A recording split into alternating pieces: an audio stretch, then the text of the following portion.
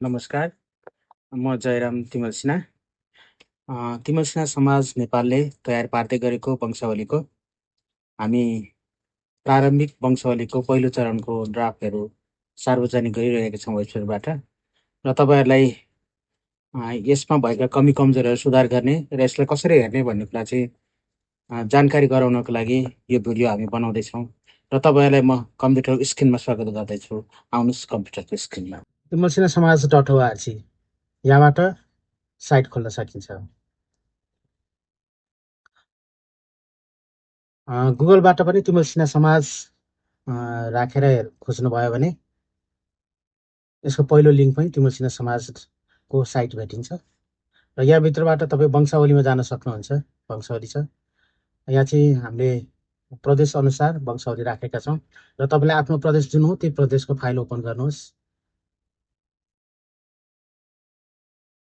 Download भनेर गरेपछि open हुन्छ र यो हो वंशावली। यसको अन्य के आयो त्यसलाई क्लोज गरेर अगाडि बढ्नु होला र यसरी वंशावली चाहिँ छ। यसै पेज नम्बर वाइज हामीले वंशावली राखेका छौँ। तपाईँले आफ्नो वंशावली कुन पेजमा छ पत्ता लगाउनुहोस्। हेर्नुहोस् जिल्ला अनुसार पनि पत्ता लाग्न सकिन्छ र यसरी नामहरू तल भनेको सेम पेजको चाहिँ साइडमा तल माथि कतै हुनसक्छ र यसरी अर्कोमा चाहिँ पेज नम्बर मेन्सन गरिएको हुन्छ।